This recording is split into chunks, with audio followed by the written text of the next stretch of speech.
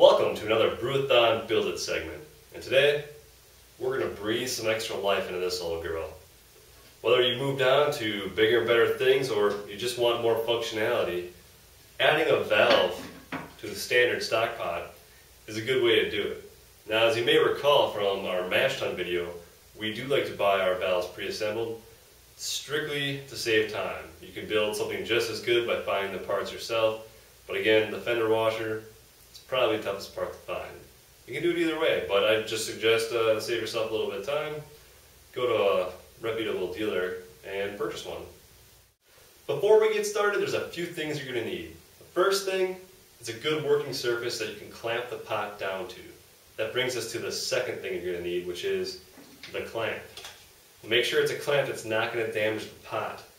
And do make sure you clamp it down because it's essentially a stainless steel cylinder that we're going to be drilling a hole into. And to drill that hole, you're going to need a 7/8 inch hole saw. Now that could change depending upon where you bought your valve.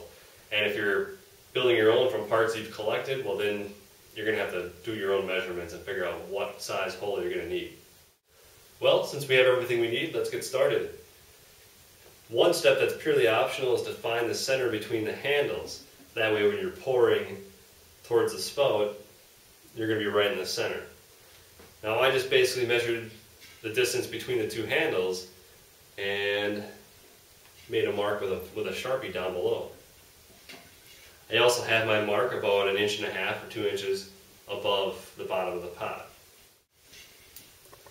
Once we do that, we line the mark so that it's pointing straight up, and we take that clamp as shown before, and clamp the pot down.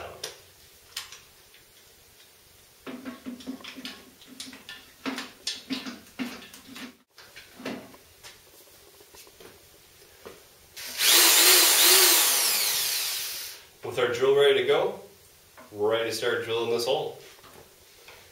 Make sure you get good leverage and you're going straight down into the pot.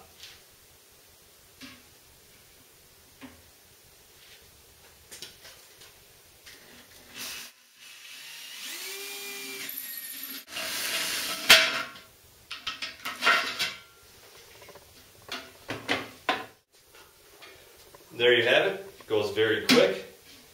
You might notice that it gets a little frayed, a little bent. That's not a big deal.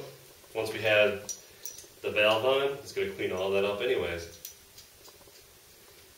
Now when you buy a valve assembly, typically they come in the order of which you're supposed to put it together. That order is you have the outside piece here and the fender washer, and then you're going to have these two rubber O-rings that are going to hug the sides of the pots. That's what's going to create the seal between the pot and the spigot itself. Now getting this part into the hole you just created can be the toughest part of the entire operation.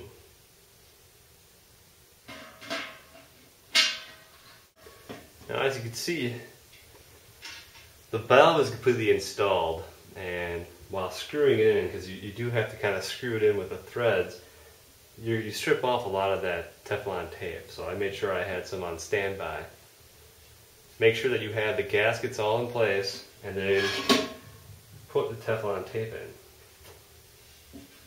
Just kind of pack it around the threads, and that's all you really have to do. So now basically, you just stick the fender washer on over where the gasket is, and the finishing touch, the final piece of the puzzle. Now one tool I did not mention that you probably should have is some type of a vice grip that's going to help you tighten this, because it just your hands alone, if you have a better grip than I do, it might help, but as it stands, I need a vice grip. Alright, there you have it. We got a new valve on the front of this old kettle. Next steps, basically you're just going to be cleaning out the inside of this. There's going to be some metal shavings in here. You want to get all that out of there, and then make sure you do a test run. You don't want to be messing around with your work if it's going to be leaking. So make sure you do a test boil with it, and just make sure that it holds water and isn't really dripping at all. If it's dripping, You might have to go back, maybe adjust, put some little bit more of the Teflon tape on, or tighten it. Anything that will get the seal tighter around there. Sometimes just heating it up a few times is actually going to make that seal better too. So give it a go, test it out, and let's get to some brewing.